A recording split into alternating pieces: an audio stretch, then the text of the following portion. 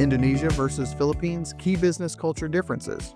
So, you're a successful entrepreneur, your playbook for Manila, it's been nothing but wins, the market loves you, your team is crushing it, and the growth is off the charts. So you take that same strategy and head a few hours south to Jakarta, an even bigger market, thinking it's going to be a slam dunk. Except it's a total disaster. Deals are stalling. Your new team seems confused, deadlines are flying by, negotiations are going nowhere, and you're about to lose your mind. Look, this isn't some made-up story. It's the reality for so many people who underestimate the huge cultural differences between Indonesia and the Philippines. From a distance, they look pretty similar, two powerhouses in Southeast Asia, but on the ground, they're playing by completely different rule books. In this video, we are breaking down the critical business culture differences you have to know before you find yourself in the middle of a collapsing venture. Stick around, and I'll show you how to flip that potential failure in Jakarta into a massive success. Section 1.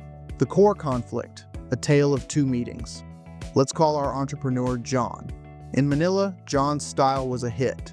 He was direct, he was efficient, and he was all about the data.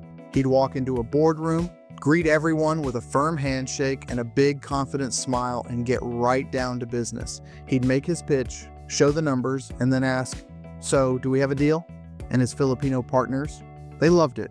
They saw it as transparent and professional. With English being so common and a business culture that has a lot of Western influence, his approach felt normal and effective. Meetings would quickly go from professional to personal, chatting about family and hobbies, building that quick sense of camaraderie known as pakikisama. This friendly, relationship-first but still transactional style worked like a charm. Then John landed in Jakarta. He set up a meeting with a huge potential partner, a big family-run conglomerate. He walked into that fancy boardroom, ready to do the exact same thing that worked in Manila. He greeted the senior patriarch, the Bapa of the company, with that same firm handshake and confident smile. He jumped straight into his presentation, charts, projections, the whole deal. After his pitch, he looked at the senior leader and asked his go-to question, "So, do we have a deal?" The room went completely silent. The Bapa smiled politely, but you couldn't read his eyes at all. The junior executives started shifting in their seats. John saw the smiles, heard some quiet, polite murmurs, and thought, "Great, they're in." He left the meeting feeling awesome, telling his team to get ready. A week went by, then two. His emails got polite, but totally non-committal replies. That deal wasn't just stalled, it was dead, and he had no idea why. What John didn't get was that in Jakarta, his directness wasn't seen as efficient. It was seen as aggressive and disrespectful. He didn't do enough small talk. He focused on the deal instead of the relationship, and he tried to pressure the most senior person for a quick decision. He broke a dozen unwritten rules. He didn't just fail to close a deal, he made his potential partner lose face, a major screw-up in many Asian cultures, but one with a very specific Indonesian flavor. Section 2. The turning point. The epiphany. Weeks turned into a month of pure frustration and silence. John was at his breaking point. The Jakarta office was just burning cash with zero progress. The very things that made him a rock star in Manila were making him a total failure in Indonesia. Feeling defeated, he called up a local consultant, Diane, an Indonesian who'd worked with foreign companies for years. Over a very long, very slow cup of coffee, his first real lesson in Indonesian patience, Diane listened to his whole story. Finally, she leaned in and said, "John, it's not your product. It's your playbook. You're trying to run a Filipino strategy in an Indonesian world. You think, because we're neighbors, we're the same. We're not." Diane explained that while both cultures are about the group and value relationships, the way they build them and the rules are totally different. In Manila, his Western-style directness worked. In Jakarta, it was a brick wall. He was so focused on the what of the deal that he completely ignored the how of the relationship. In Indonesia, Diane told him, "Trust is everything, and you earn it with patience, respect, and showing you understand our sense of harmony. You didn't try to build a relationship, you tried to finish a transaction." And that was the light bulb moment for John. He realized he wasn't beaten by the market or a bad product. He was beaten by his own cultural ignorance. It was time to throw out the Manila playbook and learn the unwritten rules of the Indonesian business dance. Section 3. The comparative analysis, communication, and harmony. The first and maybe biggest lesson for John was about communication, and this is where things get really different between Manila and Jakarta. Difference number 1, the language of yes, direct versus hyper-indirect communication. In the Philippines, communication is generally indirect to keep things harmonious. The idea of pakikisama, or just getting along, means people will often avoid saying no directly. They are fantastic at being pleasant and agreeable, but because of the strong Western influence and how widely English is spoken, you can often be more direct than in other parts of Asia. A yes from a Filipino partner might just mean, I get your point, and I'm willing to think about it. It's a positive signal, not always a final stamp of approval. You learn to listen for any hesitation and follow up to be sure. A deal isn't done until the ink is dry, but getting there is pretty straightforward if you stay friendly and positive. Indonesia, though, takes indirectness to a completely different level. The culture is all about maintaining harmony and making sure nobody loses face. A direct no is almost never said in business. It's considered rude. Instead, you get a whole range of subtle cues and vague, nice-sounding answers. A yes in Indonesia could mean, I hear you, I'll consider it, I don't want to be rude by disagreeing, or just, I acknowledge you're talking. John learned that when he pushed the bapak for an answer, that polite smile wasn't a signal to keep pushing. It was a clear, unspoken message that he'd crossed a line. The Indonesian way would have been to share the information, have a nice chat, and then let the decision happen privately over time. Pushing for an answer on the spot is seen as disrespecting the leader's authority. There's even a word, sungkan, which is a feeling of being hesitant to say what you really think if it might upset the harmony. You have to learn to read the room because what isn't said is often the most important part. Section 4. The comparative analysis, power and decisions. John's second big aha moment was about power, hierarchy, and how decisions really get made. Difference number 2. The chain of command, visible respect versus absolute authority. In the Philippines, hierarchy is important, and you can see it clearly. You show respect to elders and superiors, address them as sir or ma'am, and always greet the most senior person first. Family is the heart of society, and that bleeds into business, with many companies being family-run. But behind the scenes, decision-making can be surprisingly collaborative. While the big boss gets the final say, they often consult with their team.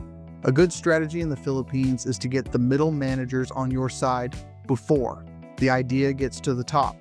If the team is behind you, they'll help sell it to the boss. The hierarchy is there, but influence can flow up. In Indonesia, the structure is much more rigid and top-down. This is a huge difference. The culture runs on bapakism, from bapak, the word for father. It means the boss is like a father figure. His authority is absolute. He might listen to people, but the decision is his and only his. The job of everyone else in the room isn't really to debate ideas, but to show respect and listen. This is where John messed up. By trying to get a decision from the whole room, he accidentally undermined the Bapa's authority. He treated him like the first among equals, but really, he was the only one whose opinion mattered for the final call. In Indonesia, your goal isn't to convince the team, it's to build a deep, trusting relationship with the leader. Everything flows from that. There's a saying, asal bapa senang, which means, as long as the father is happy. This often means employees will tell the boss what they think he wants to hear.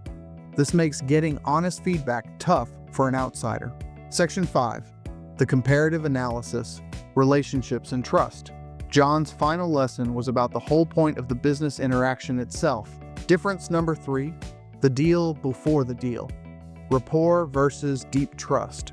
In both countries, relationships are everything in business, but how you build them and how long it takes is totally different. In the Philippines, building rapport is the name of the game, and it can happen pretty fast. Because of the cultural similarities to the West, it feels familiar to a lot of foreigners. You'll have meetings followed by lunch, dinner, or drinks. These are chances to build pakikisama, that feeling of friendship and getting along. It's about being liked and showing you care about your counterpart as a person. Who you know is a huge deal, and a warm introduction can open doors fast. In Indonesia, building a relationship is a much deeper, slower, and more formal process. It's less about friendly rapport and more about building unshakable trust. It's not something you do before business. It is the business. The first few meetings might not even mention business at all. They're about getting to know you, your character, your family, your intentions. They're testing your patience and commitment. Are you just here to make a quick buck, or are you in it for the long haul? You cannot rush this process. Indonesians are wary of people who are just transactional. They need to know you're honorable before they'll even think about a deal. This means going to social events, remembering personal details, and showing huge respect for their culture. John's mistake was trying to take a shortcut.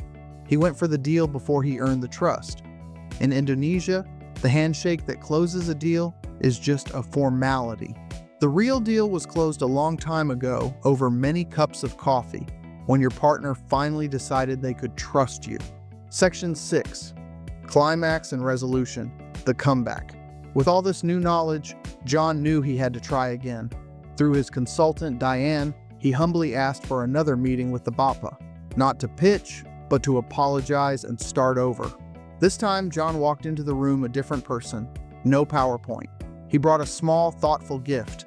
He greeted the Bapa with a slight bow and a softer handshake, using the proper title, Selamat Pagi, Bapak Wijojo. He spent the first 30 minutes just making small talk, or basa-basi. He asked about the Bapa's family and complimented the company. He spoke calmly and listened more than he talked. When the time felt right, he didn't pitch anything. Instead, he said, Bapak Wijojo, I realize I was disrespectful in our last meeting. My rush was a mistake, and I didn't give you or your company the honor you deserve. I'm here today just to learn and to say, I truly want to build a long and trusting relationship between our companies, whether this specific deal happens or not. You could feel the change in the room. The Bapa's polite smile became a real one. He saw humility, he saw respect, he saw someone willing to learn. The rest of the meeting was just a warm conversation. John never asked for a decision. He just said, thank you for the time and wisdom. A week later, his phone rang. It was the Bapa himself, inviting him to a family dinner. The deal wasn't signed, but the door was finally open. John hadn't won a contract yet, but he had earned something way more valuable, trust. He finally learned to stop selling and start connecting. John's story isn't just about two countries, it's about how critical cultural agility is. The business worlds of Indonesia and the Philippines, both amazing economic engines in Southeast Asia, are just running on different software. So, to recap the key differences, first, communication. The Philippines is friendly and leans toward a more direct style because of Western influence. Indonesia is hyper-indirect, where what's unsaid matters most, and saving face is the top priority. Second, hierarchy. The Philippines respects a clear hierarchy, but good ideas can still flow up from the team. Indonesia is run by a strict top-down Bapakism, where the leader's authority is absolute. And third, relationships. In the Philippines, you build rapport to do business. In Indonesia, you build deep, patient trust as the business itself. For any entrepreneur, the lesson is clear. Your strategy is only as good as your cultural homework. Success isn't about which country is better or easier. It's about which leader is more patient, more respectful, and more willing to adapt. The best opportunities are waiting for those who take the time to learn the local dance. If you're doing business in Southeast Asia, what's the biggest culture shock you've ever had? Got a story about a failure or a surprising win? Drop it in the comments below. I'd love to hear it. And for more deep dives on how to navigate global markets, make sure you subscribe and hit that notification bell. Thanks for watching.